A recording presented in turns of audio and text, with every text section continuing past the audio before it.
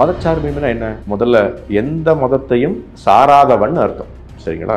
எந்த மதத்தையும் சாராதவன். இப்ப ரெண்டு கேள்வி இருக்கு. ரெண்டு மதத்தையும் சாதாரணவன் ரெண்டு விதமா இருக்கலாம். ஒருத்தன் ஆத்திகனா இருக்கலாம், அல்ல ஒருத்தன் நாத்திகனா இருக்கலாம். நான் ஆத்திகன் மதச்சார்பின்மையை பற்றி யோசிக்கக்கூடிய நபர்னு சொன்னீங்கன்னா அப்ப என்ன அர்த்தம்? இந்த அனைத்து விஷயங்களுமே எப்படி நின்றுச்சு கடைசியில்? ஒன்றுமே இல்லாமல் ஒரு ப்ராபகண்டா மிஷனரியா கொஞ்சம் தூரம் கொண்டு போயிட்டு அப்படி நிப்பாட்டு போயிட்டாங்க. நீ தர்மஸ்தலம் அப்படிதான் ஆகி கொண்டு இருக்கு, திருப்பதி அப்படித்தான் ஆச்சு, சபரிமலை நீக்கும் பெண்கள் 5-50 போறது இல்லையா? யாரும் போறது இல்லை. திருப்பரங்குன்றம் அப்படித்தான் ஆச்சு, ஏதோ கோர்ட் கேஸ் நடந்து கொண்டு இருக்கு, எல்லாம் பேசி கொண்டு இருக்கும், எல்லாம் மறந்துட்டோம், வாழ்க்கையில போயிட்டு இருக்கும். உங்க எல்லாரையும் முதல்ல என்ன பண்ணிட்டாங்கன்னா பிரிச்சுட்டாங்க. எப்படின்னா இனத்துல, மொழியில, அதே மாதிரி ஜாதின்ற பேர்ல, அதே மாதிரி உதாரணத்துக்கு தமிழ்நாட்டுல அவங்க அட்டாக் பண்ணக்கூடிய விஷயங்கள் எப்படி இருக்கும் அப்படின்னா, உங்களுடைய நாகர்கோயில்ல ஒரு கோயிலை பத்தி பேசுவாங்க, சென்னையில ஒரு கோயிலை பத்தி பேசுவாங்க, ஆந்திரால நார்த் ஆந்திரால ஒரு கோயிலை பத்தி பேசுவாங்க, சவுத் ஆந்திரா திருப்பதியை பத்தி பேசுவாங்க. ராமர் வென்று அயோத்தியாவுக்கு வந்த நாள், இது எல்லாம் நம்மளுடைய பாரம்பரியம், நம்மளுடைய கலாச்சாரம், கலை நாகரிகத்தில் இயக்கப்பட்ட விஷயங்கள். நீங்க என்ன பண்ணிட்டீங்க? அதை எல்லாத்தையும் அகற்றியாச்சு. என்ன பண்ணிட்டோம்? முதல்ல வெறும் ஒரு தீபத்திருநாளா மாத்திட்டோம். அப்ப என்னாச்சு? கோயில் போகக்கூடிய விஷயத்தை கண்டிப்பாக குறைச்சாச்சு, கோயில்ல இருந்து உங்களை கண்டிப்பா பிரிச்சாச்சு, கோயில்ல இருக்கக்கூடிய சாத்பரியங்களை உங்களுக்கு தெரியாம ஆக்கியாச்சு. இப்ப என்ன நடக்கும்? அதுக்கப்புறம் தான் உங்களுக்கு என்ன பண்ணுவாங்கன்னா, அவங்க சொல்லக்கூடிய செயல்களே உங்களுக்கு திரிக்க ஆரம்பிப்பாங்க. எப்படி ராமர் தியேத்து போனவர், ராமர் புத்தி சுவாதீனம் இல்லாதவர், அல்லது ஆணவ கொலைகள் அதிகமாக நடக்கக்கூடிய விஷயம், அல்லது பகவத்கீதைன்றது ஒன்றும் கிடையாது, ஜாதியை சம்பந்தப்பட்ட விஷயம், இதெல்லாம் ஏன் நடக்க இருக்கு? நீங்க கோயிலுக்கு போல, ஒன்று சேரல, குறிப்பிட்ட வழிமுறை இருக்குன்னு அடிக்கடி சொல்லுவேன். கெமிஸ்ட்ரி லேப்ல ஹைட்ரஜனையும் ஆக்சிஜனையும் ஒன்று சேர்த்தால் வாட்டர் கிடைக்கும். நீங்க கார்பன் டை ஆக்சைடையும் ஆக்சிஜனையும் ஒன்று சேர்த்தா வாட்டர் கிடைக்காது. இந்த வழிமுறையை கடைபிடித்தால் தான் சனாதன தர்மம், இந்த வழிமுறையை கடைபிடித்தால் தான் வெற்றி, இந்த வழிமுறையை கடைபிடித்தால் தான் கடவுளை அடைய முடியும், இந்த வழிமுறையை கடைபிடித்தால் தான் வாழ்க்கையுடைய குறிக்கோளை புரிய முடியும். லிபரல் மைண்ட் செட் வந்ததுக்கு அப்புறம் நீங்க எல்லாம் பான்ஸ் இன் தேர் ஹேண்ட்ஸ். பான்ஸ் இன் தேர் ஹேண்ட்ஸ்னா புரியுதா? அவங்க கையில் இருக்கக்கூடிய பொம்மை. அதுல எந்த ஜாதியும் இல்லை. அடிக்கடி சொல்லுவேன் இந்த உதாரணம். ஒரு தெருக்குள்ள ஒரு நாய் வருகின்றது, 4 நாய்கள் 5 நாய்கள் போய் அந்த நாயை தாக்கி அதை வெளியில் அனுப்புவதற்கான வேலையில் ஈடுபடும். பார்த்திருப்பீங்க. சில நேரம் அவ்வளவு கொடூரமாக நடக்கும். என்ன அப்படின்னா, சில நாய்கள் சேர்ந்து ஒரு நாயை கொன்றே விடும். அதுதான் ஆணவ கொலை.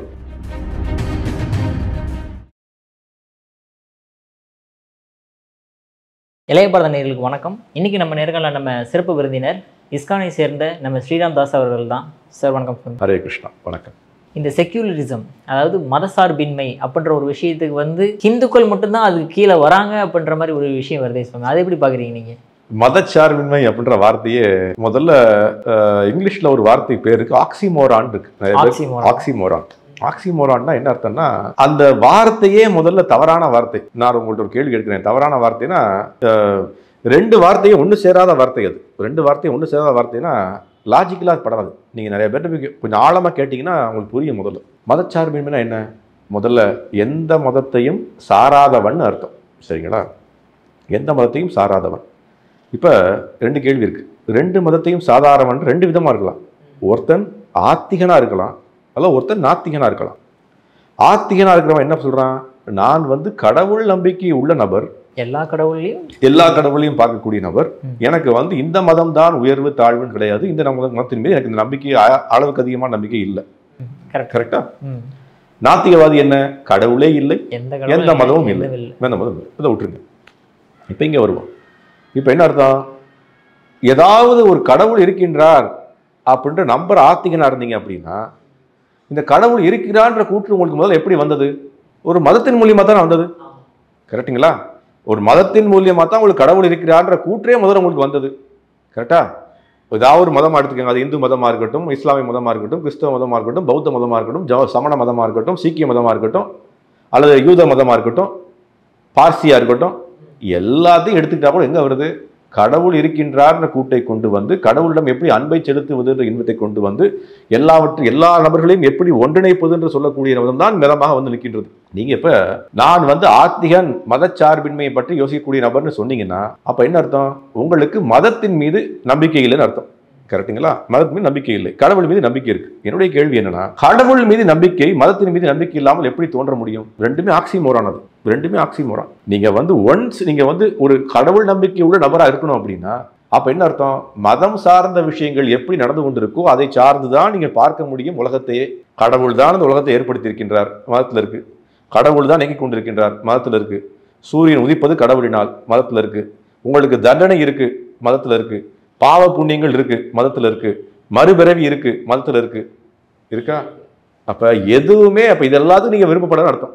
நீங்க அப்ப என்ன அர்த்தம்? மதச்சார்பின்மைன்னு கொண்டு வந்தீங்கன்னா அப்ப என்ன பண்ண முடியும்? நீ நாத்திகனாகத்தான் இருக்க முடியும். ஆத்திகனா இருக்க முடியாது. நீங்க ஆத்திகன்னு சொல்லிட்டீங்கன்னா கண்டிப்பா அதை மதச்சார்பின்மையா இருக்கவே முடியாது. இது ரெண்டும் ஆக்சிமோரான். முதல்ல இது எதுக்காக சொல்றேன் அப்படின்னா, லாஜிக்கலா கொஞ்சம் ஆழ்ந்து யோசிச்சு பார்த்தோம் அப்படின்னா, புரியாத நபர்கள் பேசக்கூடிய புரியாத பாஷை தான் அந்த மதச்சார்பின்மை.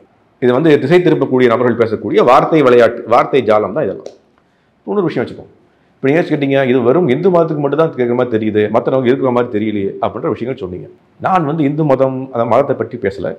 நாங்களே என்ன சொல்லுவோம், எங்களுடைய இஸ்கானுடைய கோட்பாடுகளை எப்படி இருக்குது அப்படின்னா, மதம்ன்றது பகவானினுடைய சிந்தனைகளுக்கு அப்பாற்பட்டது. அது என்ன அப்படின்னா, முதல்ல ஒரு நம்பிக்கை சார்ந்த விஷயமா மாறிடுச்சு.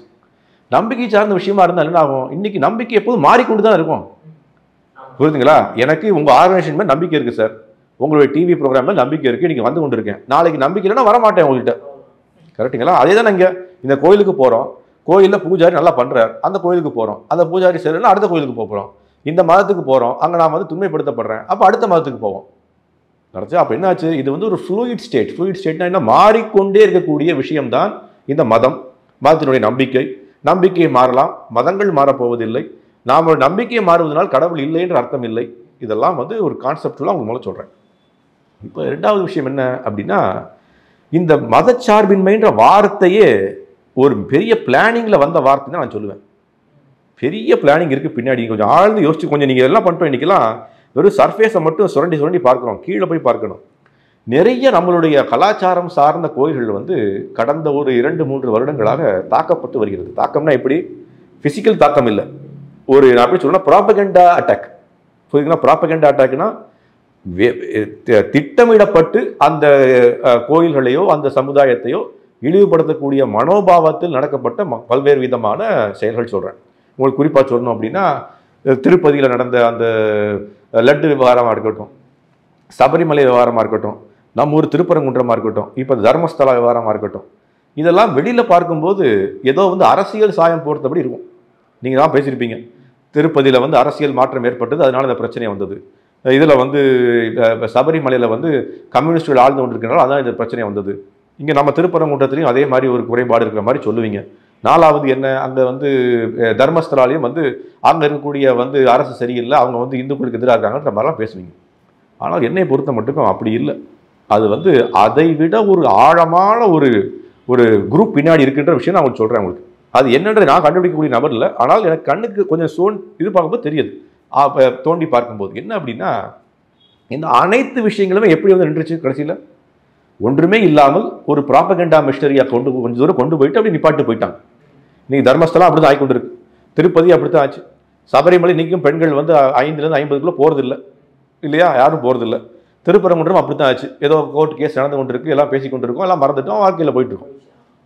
இப்போ என்ன விஷயம் எல்லாம் புரிஞ்சுக்கணும் அப்படின்னா, இது என்ன அப்படின்னா, இது ஒரு ப்ராபகண்டா மிஷனரி. நான் ஏன் சொன்னேன் அப்படின்னா, ஒரு விஷயம் எதுக்கு சொல்கிறேன் ப்ராபகண்டான்றது, இது அவங்க என்ன பண்ணிட்டாங்க நம்மளுடைய விஷயங்களில். இதை குறிப்பாக பார்த்தீங்கன்னா, நான் அனலைஸ் பண்ணுறதுல நார்த் இந்தியா, சவுத் இந்தியா ரெண்டாக பிரிச்சு, வட இந்தியா, தெற்கிந்தியா. தெற்கிந்தியா இருக்கக்கூடிய ஒரு 4-5 மாநிலங்கள் இருக்கு இல்லையா? 5 மாநிலங்களில் மட்டும்தான் இது ரொம்ப ரொம்ப அதிகமாக பேசப்படுது, செயல்படுத்தப்படுது. ஆந்திராவாக இருக்கட்டும், தமிழ்நாடாக இருக்கட்டும், தெலுங்கானா, அப்போஸ் ஆந்திரா தான். இங்கே கேரளா, கர்நாடகா, இங்கே தான் இந்த மதச்சார்பின்மைன்னு சொல்லி செக்குலரிசம் கொண்டு நம்ம என்ன பண்ணுவாங்க அப்படின்னா, அதை நீங்கள் சொன்ன மாதிரியே கொஞ்சமாக சனாதன தர்மம்னு சொல்லக்கூடிய இந்து மதத்தை நோக்கியே திசை திருப்புவார்கள். என்ன காரணம் அப்படின்னா, நம்ம தான் அனைவரையும் அணைத்து கொண்டு செல்வதில்லை, அவங்க தான் எல்லாரையும் அணைத்து கொண்டு செல்வதை போல ஒரு பிம்பத்தை ஏற்படுத்துவார். இப்போ என்ன பண்ணணும், எப்படி பண்ணுறது அப்படின்றத அவங்க அருமையாக பண்ணுறாங்க. 2 விதமாக பண்ணுறாங்க. 2 விதமாக எப்படி பண்ணுறாங்கன்னா, ஒரு விதம் உங்கள் எல்லாரையும் முதல்ல என்ன பண்ணிட்டாங்கன்னா பிரிச்சுட்டாங்க. எப்படின்னா, இனத்தில், மொழியில், அதே மாதிரி ஜாதின்ற பேரில், அதே மாதிரி உதாரணத்துக்கு தமிழ்நாட்டில் அவங்க அட்டாக் பண்ணக்கூடிய விஷயங்கள் எப்படி இருக்கும் அப்படின்னா, உங்களுடைய நாகர்கோயிலில் ஒரு கோயிலை பற்றி பேசுவாங்க, சென்னையில் ஒரு கோயிலை பற்றி பேசுவாங்க, ஆந்திராவில் நார்த் ஆந்திராவில் ஒரு கோயிலை பற்றி பேசுவாங்க, சவுத் ஆந்திரா திருப்பதியை பற்றி பேசுவாங்க. கேரளாவில் போனீங்கன்னா அனந்த பத்மநாப கோயில் இருக்குது, இதில் எங்கள் இப்போ சவுத்தில் நார்த் திருச்சூரில் குருவாயூரப்பன் கோயிலை பற்றி பேசுவாங்க. ஸோ என்ன பண்ணுவாங்க அப்படின்னா, கேரளா மக்கள்லேயே ஒன்றுபடக்கூடாது. இந்த எல்லா அட்டாக், இந்த ப்ராபகண்டா மிஷனரியை வந்து எப்படி ஹேண்டில் பண்ண முடியாமல் தவிக்கணும். அவங்க கஷ்டப்படுவாங்க. நீங்கள் நாகர்கோவில்காரன் அவன் போராடி கொண்டிருப்பான், அதுக்கு இல்லை சரி இதுதான் சரின்னு பேசி கொண்டிருப்பான். நார்த் தமிழ்நாட்டில் ஒரு இடத்துல நடந்து கொண்டிருப்பான், அவன் பேசி கொண்டிருப்பான், சரின்னு பேசி கொண்டிருப்பான். ஸோ இவங்க எல்லாம் ஒன்று சேர்ந்துட்டாங்கன்னா என்ன நடக்கும்? எல்லாரும் வந்து அந்த பவர் கிடைச்சிடும். அவங்க எல்லாரும் பிரிச்சிடணும் முதல்ல. அது மொழி விதமாக, ஜாதி விதமாக, அல்லது தேசம் மூலியமாக. தேசமான சொல்றது நான் வட தமிழ்நாடு, தெற்கு தமிழ்நாடு, அந்த மாதிரி பிரிக்கிறது, கிழக்கு தமிழ்நாடு பிரிச்சிருது. இதுதான் முதல்ல பண்ணுவாங்க. நீங்கள் பார்த்தீங்கன்னா அவங்க எல்லாரும் கரெக்டாக தெரியுது. இரண்டாவது என்ன பண்ணுவாங்கன்னா, நம்மளுடைய அனைத்து விதமான திருவிழாக்களையும் அவங்க என்ன பண்ணுவாங்கன்னா, அதை வந்து திருவிழாக்கள் எதற்காக கொண்டாட போகிறோன்ற விஷயத்தையே முதல்ல நீர்த்தி விடுவார்கள். உங்களுக்கு இது நீங்கள் அப்சர்வ் பண்ணிக்கலாம்னு தெரியல, ஒரு விஷயம் பேசுகிறேன் உங்களுக்கு. நம்மளுடைய தீபாவளி திருநாள் எதுக்காக கொண்டாடப்படுறோம்? இன்றைக்கி நீங்கள் பார்த்தீங்கன்னா தீபாவளி ஆரம்பிக்கிறதுக்கு ஒரு மாதத்துக்கு முன்னாடி அது ஒரு ஃபெஸ்டிவல் ஆஃப் லைட்ஸ் அப்படின்னு ஆக்கிடுவாங்க. நீங்கள் பார்த்துருக்கீங்களா? அட்வர்டைஸ்மெண்ட் எல்லாம் அப்படித்தான் இருக்கும். தீபத் திருவிழா, தீபத் திருவிழா, தீபத் திருவிழான்னு இருக்கும். நியூஸ் பேப்பரில் அப்படித்தான் இருக்கும். உங்கள் சோஷியல் மீடியாவில் அப்படித்தான் இருக்கும். எல்லாரும் அவங்களுடைய ப்ரொஃபைலில் அப்படி தான் வச்சுருப்பாங்க. கரெக்டுங்களா? தீபாவளி திருநாள் எதுக்காக கொண்டாட ஆரம்பித்தோம்? கிருஷ்ணர் வந்து ஹம்சனை கொன்றது, லக்ஷ்மி பூஜை பண்ணக்கூடிய விஷயம், அடுத்த நாள் கோவர்தன் பூஜை நடக்கக்கூடிய நாள், ராமர் வென்று அயோத்தியாவுக்கு வந்த நாள். இது எல்லாம் நம்மளுடைய பாரம்பரியம், நம்மளுடைய கலாச்சாரம், கலை நாகரிகத்தில் இயக்கப்பட்ட விஷயங்கள். நீங்கள் என்ன பண்ணிட்டீங்க? அதை எல்லாத்தையும் அகற்றியாச்சு. என்ன பண்ணிட்டோம்? முதல்ல வெறும் ஒரு தீபத் திருநாளாக மாற்றிட்டோம். இன்னைக்கு தசரான்ற விஷயம் என்ன? அந்த வந்து சம்ஹாரம் செய்த நாள், அதை குறிப்பதே இல்லை. இன்னைக்கு என்ன ஆச்சு அப்படின்னா, ஒரு பிளேஸ் ஆஃப் கெட் டுகெதர்னு மாற்றிட்டாங்க. பிளேஸ் ஆஃப் கெட் டுகெதர்னா என்ன? எப்படி எல்லாரும் ஒன்று கூடக்கூடிய ஒரு நாளாக ஆக்கிட்டாங்க, ஒரு திருவிழா மாதிரி ஆக்கிட்டாங்க. என்னாச்சப்ப உங்களுடைய கலாச்சாரத்தினுள்ள நடந்த எல்லா விஷயங்களையும் ஒதுக்கி ஒதுக்கி ஒதுக்கி என்ன பண்ணியாச்சு? அதை வந்து ஒரு இந்த மதச்சார்பின்மைன்ற பேரில் அது ஒன்றுமே இல்லாத ஒரு செயலாக மாற்றி விடுவது. ராமநவமி இன்னைக்கு எப்படி கொண்டாடப்படுது தெரியுமா? நார்த் இந்தியாவில் அது வந்து ஃபெஸ்டிவல் ஆஃப் ஸ்ப்ரிங்னு மாறிடுச்சு. ஸ்ப்ரிங்னா என்ன? நம்மளுடைய வசந்த கால உற்சவம். ராமநவமி எப்படி இருந்தது? ராமர் வந்து பிறந்த நாள், ராமருடைய ராஜ்யத்தை கொண்டு வரணும், ராமருடைய தாத்பரியங்களை மக்களுக்கு கொண்டு வரணும்னு சொல்லக்கூடிய ராமநவமியை என்ன பண்ணிட்டோம்? இன்னைக்கு ஃபெஸ்டிவல் ஆஃப் ஸ்ப்ரிங்னு மாற்றிட்டோம். அப்போ ஒவ்வொரு திருவிழாவிலும் இருக்கக்கூடிய பொங்கல் திருவிழா வந்து நம்மளுடைய சூரியனுக்கு வந்து நன்றி தெரிவிக்கக்கூடிய நாள். இன்னைக்கு என்ன ஆச்சு? அதை கரும்பு தின்று ஹார்வெஸ்ட் ஃபெஸ்டிவலா மாற்றியாச்சு. அதை ஹார்வெஸ்டும் இருந்தது, நான் இல்லைன்னு சொல்ல வரல. ஆனால் என்ன பண்ணிட்டோம்? அதை அதனுடைய எல்லா விதமான தாத்பரியங்களும் பின்னாடி போக வேண்டும்னு சொல்லி அதை வந்து ஒரு பெரிய ஒரு மிஷினரி, ஒரு ப்ராபகண்டா மிஷினரி இது கீழே இருக்கின்ற விஷயத்தை நீங்கள் தோண்டி பார்க்கும்போது உங்களுக்கு புரியும். அப்போ என்னாச்சு? உங்களுடைய கலாச்சாரத்தை அழிச்சாச்சு, கலை மற்றும் அதுக்குரிய அனைத்து சமயம் அழிச்சாச்சு. அப்புறம் என்ன நடக்கும்? நீங்கள் கோயிலுக்கு போக மாட்டீங்க. நடந்ததா இல்லையா? இன்னைக்கு தீபாவளிக்கு கோயில் போகக்கூடிய கூட்டம் கண்டிப்பாக குறைஞ்சாச்சு. முன்னாடிலாம் தீபாவளி கோயில் போகக்கூடிய கூட்டம். நீங்கள் எதுக்காக கோயிலுக்கு போறீங்க? நியூ இயர் அன்னைக்கு போறீங்க. நடந்து கொண்டா இருக்க தமிழ்நாட்டில் சொல்லக்கூடிய உண்மையா இல்லையா? தீபாவளி அன்றைக்கு போய் லட்சுமி பூஜை செய்து பகவானிடம் பிரார்த்தித்து நான் நல்லபடியாக வாழ வேண்டும்ன்ற எண்ணம் மாறி போய் நியூ இயர் அன்னைக்கு இன்னைக்கு திருவிழாவுக்கு போற மாதிரி ஆகி போச்சு, கோயிலுக்கு போற மாதிரி மாத்தியாச்சு உங்களை. நியூ இயர் நம்மளுடைய கலாச்சாரமே கிடையாது. அப்படியே ஏப்ரல் 14 போனீங்களா? அன்னைக்கும் போல. இன்னைக்கு ஜனவரி 1 போய் கொண்டிருக்கீங்க. அப்போ என்னாச்சு? கோயில் போகக்கூடிய விஷயத்தை கண்டிப்பாக குறைச்சாச்சு, கோயிலேருந்து உங்களை கண்டிப்பாக பிரிச்சாச்சு, கோயிலில் இருக்கக்கூடிய சாத்பரியங்களை உங்களுக்கு தெரியாம ஆக்கியாச்சு. இப்போ என்ன நடக்கும்? அதுக்கப்புறம் தான் உங்களுக்கு என்ன பண்ணுவாங்கன்னா, அவங்க சொல்லக்கூடிய செயல்களே உங்களுக்கு திரிக்க ஆரம்பிப்பாங்க. எப்படி ராமர் வந்து தேய்த்து போனவர், ராமர் புத்தி சுவாதீனம் இல்லாதவர், அல்லது ஆணவ கொலைகள் அதிகமாக நடக்கக்கூடிய விஷயம், அல்லது பகவத்கீதைன்றது ஒன்றும் கிடையாது, ஜாதியை சம்மந்தப்பட்ட விஷயம். இதெல்லாம் ஏன் நடந்து கொண்டிருக்கு? நீங்கள் கோயிலுக்கு போல, ஒன்று சேரலை. நீ கோயில் எதுக்காக எல்லாம் போனீங்க? எல்லாமே ஒன்று சேர்ந்து வாழ்ந்து கொண்டிருந்தார்கள். கோயில் திருவிழான்றது ரொம்ப பெரிய ஒரு விஷயமாக நடந்து கொண்டிருந்தது. இன்னைக்கு என்ன பண்ணிட்டீங்க? எல்லாரையும் வீட்டில் வச்சே திருவிழா வந்து வெறும் விளக்கு திருவிழாவாக மாற்றிட்டோம். அவங்க யாரும் கோயிலுக்கு வருவ போதில்லை. உங்களுடைய குடும்பம், உங்களுடைய தெரு, உங்களுடைய சமுதாயம், உங்களுடைய ஜாதின்னு உங்களை எல்லாத்தையும் ஒதுக்கி வச்சாச்சு. அப்போ என்னாச்சு? உங்களை பிரிச்சாச்சு, உங்களுடைய தாத்பரியங்களை எடுத்தாச்சு, உங்களுக்கு கோயிலுக்கு செல்லக்கூடாதுன்ற முறையை ஏற்படுத்தியாச்சு. என்ன நடக்கும்? அப்போ இந்த மதச்சார்பின்மைன்ற போர்வை தான் இது எல்லாத்துக்கும் முக்கிய காரணம். இந்த மதச்சார்பின்மைன்ற போர்வை தான் உங்களுக்கு என்ன பண்ணும் அப்படின்னா, உங்களை கொஞ்சமாக அவங்க யோசிக்கக்கூடிய அந்த லிபரல் மைண்ட் செட்டு கொண்டு வரும். இந்த லிபரல் மைண்ட் செட் என்ன பண்ணும் அப்படின்னா, அடுத்த விஷயத்துக்கு வரேன். இது என்ன பண்ணும்? லிபரல் மைண்ட் செட்னா என்ன? லிபரல் ஹிந்துஸ்ன்னு சொல்லுவாங்க. லிபரல் ஹிந்துஸ்னா என்ன அர்த்தம்? நான் வந்து எனக்கு உதாரணத்துக்கு சொல்றேன். நம்மளுடைய ஆசான்கள், ஆச்சாரியர்கள்ட்ட போய் கேட்டிங்கன்னா, இந்து மதமும் எப்படி இருந்ததுன்னா, நம்முடைய சனாதன தர்மமும் எப்படி இருந்தது, முறைகளையும் வழிபாட்டு விஷயங்களிலும் ரொம்ப எப்படி எதை பண்ண வேண்டும்ன்றது ரொம்ப தெளிவாக குறிக்கப்பட்டிருக்கு. நாம் இன்னைக்கு என்ன பண்ணிட்டோம்? எதை வேணாலும் கடைபிடிக்கலாம், எப்படி வேணாலும் கடைபிடிக்கலாம்ன்ற ஒரு தாத்பரியத்தை கொண்டு வந்துட்டோம். 1921 நான் பெயர் சொல்ல விருப்பமாக சொல்றேன். நம்மளுடைய சனாதன தர்மத்தை வந்து ஒரு பெரிய தாக்கத்தை ஏற்படுத்தியது யதோமத் தத்தோபத்ன்ற ஒரு தாத்பரியம். அது யார் சொன்னா, அவங்க சொல்லக்கூடிய தாத்பரியம் என்ன? இன்னைக்கு அவர் தான் வந்து இந்து மதத்தை எடுத்து உலகளாவிய கொண்டு போய் சேர்த்தார்னு சொல்லி நம்ம பாராட்டி கொண்டிருக்கோம். ஆனால் கொஞ்சம் ஆராய்ச்சி செய்தால் தெரியும், அந்த ஒரு தாத்பரியம் தான் இந்து மதத்தை, சனாதன தர்மத்தை அழிவதற்கான பாதையில் எடுத்துக்கொண்டதுக்கான முக்கிய காரணம் நான் சொல்லுவேன். என்ன காரணம்னா, யதோமத் தத்தோபத் என்ன அர்த்தம்? எந்த பாதையை கடைபிடித்தாலும் சரி நீ இறைவனை அடைந்து விடலாம். எப்படி அடைய முடியும்? இங்கேருந்து நான் சேலத்துக்கு போகணுங்க, 4-5 வழி இருக்கு. முதல்ல சேலம் போக வேண்டும்ன்ற எண்ணம் எனக்கு முதல்ல தோணணும்ல. சேலத்தை தூக்கிட்டோம், எங்க போயிட்டு கொண்டிருக்கேன்? இதான் நடந்து கொண்டிருக்கு. யதோமத் தத்தோபத் தான். ஏதாவது ஒரு பாதையை கடைபிடி, நீயும் ஆன்மீகவாதி. இன்னைக்கு மக்கள்கிட்ட போய் கேட்கலாம். நீங்க இந்த லிபரல் ஹிந்துஸ் என்ன சொல்லுவான் அப்படின்னா, சார் நீங்க எந்த மதத்தை கடைபிடிக்கிறீங்க? நான் எந்த மதத்தையும் கடைபிடிக்கல, நான் வந்து I am not a religionist, I am a ஸ்பிரிச்சுவலிஸ்ட்னு சொல்லுவான். கேள்விப்பட்டிருக்கீங்களா? நான் ஒரு ஆன்மீகவாதி, எந்த மதத்தையும் சார்ந்தவன் அல்ல சொல்லுவான் அவன். இதுதான் யதோமத் தத்தோபத். அந்த வார்த்தையினுடைய அர்த்தம் என்ன அப்படின்னா, எதை வேணாலும் நீ கடைபிடிச்சுக்கோ, வீட்டில் ஏதாவது பண்ணு, நீ ஆன்மீகவாதின்ற போர்வையில் வாழ்ந்து கொண்டு. அப்படி இல்லை, குறிப்பிட்ட வழிமுறை இருக்குன்னு அடிக்கடி சொல்லுவேன். கெமிஸ்ட்ரி லேப்ல ஹைட்ரஜனையும் ஆக்சிஜனையும் ஒன்று சேர்த்தால் வாட்டர் கிடைக்கும். நீங்க வந்து கார்பன் டை ஆக்சைடையும் ஆக்சிஜனையும் ஒன்று சேர்த்தா வாட்டர் கிடைக்காது. இந்த வழிமுறையை கடைபிடித்தால் தான் சனாதன தர்மம், இந்த வழிமுறையை கடைபிடித்தால் தான் வெற்றி, இந்த வழிமுறையை கடைபிடித்தால் தான் கடவுளை அடைய முடியும், இந்த வழிமுறையை கடைபிடித்தால் தான் வாழ்க்கையுடைய குறிக்கோளை புரிய முடியும். நாம் என்ன பண்ணிட்டோம்? அதை அகற்றிட்டோம். திருவிழாவை அகற்றியாச்சு, கோயிலுக்கு வருவதை அகற்றியாச்சு, உங்களை வந்து அந்த அந்த சிந்தனையிலேருந்து வெளியே கொண்டு வந்தாச்சு. நீங்க வந்து என்ன பண்ண போறீங்க? அப்ப இன்னைக்கு வந்து நான் வந்து இந்துன்ற போர்வை, இந்து இல்லை நான் ஆன்மீகவாதின்ற சொல்ல ஆரம்பிச்சிட்டீங்க. அப்ப என்ன பண்ணுவீங்க? உங்களையே பயன்படுத்தி அந்த மதத்துக்கு எதிராக வந்து போர்க்கொடி உயர்த்த வைப்பது நடந்து கொண்டிருக்கா இல்லையா? உங்களையே என்ன பண்ணுவாங்கன்னா, அந்த விஷயமா தப்பா தெரியலையா உங்களுக்கு? நீங்களே பாருங்க, உங்களுக்கு தப்பா தெரியலையா, இதெல்லாம் சரியா அப்படின்னு உங்களுக்கு 4 கேள்வி கேட்பாங்க. நீங்க நினைப்பீங்க, ஆமா சார் உண்மை தானே, தப்பு தானே சார் இது. ஏன்னா உங்களுக்கு நம்முடைய தாத்பரியங்களே தெரியாதே. அப்படித்தான் நீங்க எல்லாரும் கேள்வி கேட்கிறீங்க. நீங்க கேள்வி கேட்டீங்க, ராமர் திகைத்து போனாரான்ட்டு. ராமர் திகைத்து போனாரா இல்லையான்ற விஷயம் உங்களுக்கு ஏன் தெரியலன்னா, நீங்க கம்பராமாயணம் படிக்கல. அப்ப என்ன நடக்கும்? அப்ப நீங்க எப்படி புரிந்து கொள்ளணும்? அப்ப உங்களை எப்படி திசை திருப்புவதுன்ற போர்வையில் ஆரம்பிச்சதுதான் இந்த மதச்சார்பின்மை என்ற ஒரு மிகப்பெரிய ப்ராபகண்டா. உங்களை கொஞ்சம் கொஞ்சமாக முதலில் பிரிப்பார்கள், கோயிலுக்கு வரவிடாமல் பண்ணுவார்கள், திருவிழாக்கள்ல வந்து அந்த தாத்பரியங்களை எடுப்பார்கள், அப்புறம் உங்களை வந்து லிபரல் மைண்ட் செட்டு கொண்டு வருவார்கள். லிபரல் மைண்ட் செட் வந்ததுக்கு அப்புறம் நீங்க எல்லாம் பான்ஸ் இன் தேர் ஹேண்ட்ஸ். பான்ஸ் இன் தேர் ஹேண்ட்ஸ்னா புரியுதா? அவள் கையில் இருக்கக்கூடிய பொம்மை, அவங்க உங்களை எப்படி இழுக்கிறார்களோ அதற்கு மாதிரி நீங்களும் ஆடிக்கொண்டே இருப்பீர்கள். இது எங்க கொண்டு போய் முடியும்? அதுவும் நான் முடிச்சுக்கிறேன். கேட்ட கேள்விக்கு முடிவு எங்க கொண்டு போய் முடியும் அப்படின்றால், நீங்க எல்லா இடத்துலையும் பார்க்கலாம், மேற்கத்திய கலாச்சாரத்தினுடைய முடிவு தான் நமக்கு நடக்கும். மேற்கத்திய கலாச்சாரத்தை நீங்க போனீங்க அப்படின்னா, அவங்களுடைய மதம்ன்ற விஷயம், நான் மதத்துக்காக எல்லாரும் மதத்துக்கு கொண்டு வரணும் இல்லை, தாத்பரியங்களே இல்லை, கோயிலுக்கு போகக்கூடிய மனோபாவம் இல்லை, ஒன்று சேரக்கூடிய மனோபாவம் இல்லை, மக்கள் ஒன்றாக வாழ வேண்டும் எண்ணம் முட்டு போச்சு. இது எங்க கொண்டு போய் முடியும் அப்படின்னா, மனிதனை மிருகமாக மாற்றுவது தான் இதனுடைய நோக்கம். நீங்க அந்த இன்னொரு கேள்வியும் கேட்டீங்க, ஆணவ கொலை எதுக்காக நடந்து கொண்டிருக்குன்னு. ஆணவ கொலையினுடைய வெளிப்பாடு என்ன?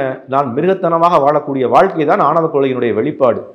அதுல எந்த ஜாதியும் இல்லை. அடிக்கடி சொல்லுவேன் இந்த உதாரணம்.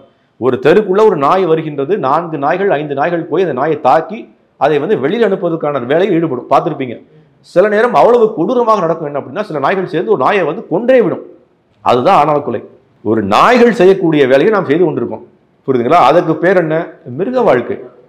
தர்மம் ஹீன பசுபிர் சமானாம்னு சாஸ்திரம் சொல்கின்றது. மிருகத்துக்கு தர்மத்தை கொடுத்தால் அது மனிதனாக மாறும். மனிதனிடம் தர்மத்தை எடுத்தால் அவன் மிருகனாக மாறுவான். அவங்களுக்கு என்ன தேவை? நீங்களும் மேற்கத்தியனை போல மிருகமாக மாற வேண்டும். முதல்ல ஒரே ஸ்டெப்ல உங்களை மிருகமாக மாற்ற முடியாது. ஏன்னா நம்முடைய கலாச்சாரம் அவ்வளவு ஒரு ஆழ்ந்த கலாச்சாரம், அவர் கலைநயம் மிக்க கலாச்சாரம், கோயில்கள் அவர் பாரம்பரியம் மிக்க கோயில்கள். ஒரே ஸ்பாட்ல உங்களை வந்து மிருகமாக மாற்ற முடியாது. ஏன் மிருகமாக மாற்றணும்? மிருகமாக மாற்றிட்டாதான் நீங்கள் என்ன பண்ணிப்பீங்க? அவங்களுடைய வேலையை செய்வீர்கள், அதிகமான விஷயங்களை உபயோகிப்பீர்கள், அதிகமான விஷயங்களை துன்பப்படுவீர்கள். எப்படி அவன் துன்பப்பட்டு கொண்டிருக்கானோ அதே மாதிரி நீங்கள் துன்பப்படுவீங்க. அப்போ அவங்களுடைய நோக்கம் இதுதான், வணிகம் அதுதான். ஆனால் என்ன பண்ணுறாங்க? கொஞ்சம் கொஞ்சமாக ஸ்டெப் பை ஸ்டெப் அதனுடைய ஒரு போர்வை, அதனுடைய ஒரு கோர்வை, அதனுடைய ஒரு சித்தாந்தம் தான் இந்த மதச்சார்பின்மை. இது எங்கே கொண்டு போய் முடியும்? உங்களை எல்லாரையும் மிருகமாக மாற்றி நீங்கள் உங்களுக்குள்ளேயே அழித்துக்கொண்டு ஒரு மிருகம் போல வாழ்ந்து நம்மளுடைய தாத்பரியங்களை எல்லாத்தையும் அழித்துக்கொண்டு கோயில்களுக்கு வராமல் நம்மளுடைய விஷயங்களை புரிந்து கொள்ளாமல் எல்லாம் மழிந்து செத்து போயிடும். இதுதான் அவங்களுடைய நோக்கமே. அதனால என்ன பண்ணணும் அப்படின்னா, இது எப்படி என்ன, இதுடைய தீர்வு என்ன நீங்க கேட்பீங்க. அடுத்த தீர்வு என்ன சார்? இதுக்கு தீர்வு என்ன அப்படின்னா, நம்மளுடைய தாற்பயங்களை நம்ம அடுத்த தலைமுறைக்கு கொண்டு போய் சேர்க்கணும்.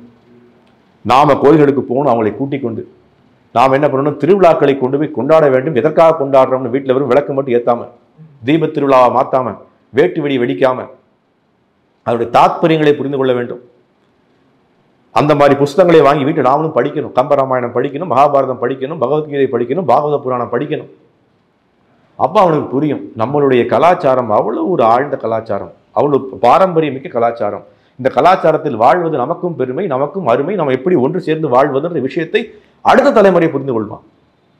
அதன் மூலியமா என்ன நடக்கும், இனிமே ப்ராசஸ் கொஞ்சமா நம்ம டிலே பண்ண முடியும். ஆல்ரெடி நம்மலாம் பாதி லிபரல் ஹிந்துஸா மாறிட்டோம். இப்போ என்ன பண்ண போறீங்க, அடிக்கடி சொல்லுவோம் இல்லையா, கசிவு ஏற்பட்டாச்சு. அந்த கசிவு என்ன பண்ணலாம், கொஞ்சம் கொஞ்சமா சரி பண்ணா நம்ம மறுபடியும் சரி பண்றதுக்கான வாய்ப்பு ஏற்படும். அதற்கு நீங்கள்லாம் உறுதுணையா இருக்கலாம். யாரு, உங்களை மாதிரி சேனல்கள் என்ன பண்ணணும், இந்த மாதிரி விஷயங்களை அடிக்கடி பேசணும், மக்களுக்கு கொண்டு போய் சேர்க்கணும். அவங்க பண்ணக்கூடிய விஷயங்களை கொண்டு போய் சாக்கு நிற்கணும். அதான் நடந்து கொண்டு இருக்கு. தர்மஸ்தலால என்ன நடந்தது, அப்படி ஒரு அலிகேஷன்ஸை போட்டு கடைசியில அலிகேஷன் போட்டவரை யாரோ ஒருத்தர் பின்னாடி இருக்காருன்னு சொல்றாரு. அவர் யாருன்னு யாரும் சொல்லவே மாட்டாங்க. உங்கள்கிட்ட சொன்னாங்களா யாருன்னு, கடைசி வரைக்கும் சொல்ல மாட்டாங்க. ஏன் அப்படின்னா அது ஒரு முகம் தெரியாத ஆள் இல்லாத ஒரு பெரிய இயக்கம். அது அதனுடைய நோக்கமே என்ன, நம்முடைய பாரத கலாச்சாரம் சீரழிய வேண்டும். அந்த பாரத கலாச்சாரத்தினுடைய சீரழிவு தான் நம்மளுடைய நோக்கமே. அதனுடைய முதல் பகுதி தான் இந்த மதச்சார்பின்மை. சாமி, அற்புதமான விளக்கம் கொடுத்தீங்க சாமி. உங்க பொன்னான நேரத்தை இளைய பாரதம் ஒதுக்குனதுக்கு மிக்க நன்றி. ஹரே கிருஷ்ணா, சந்தோஷம்.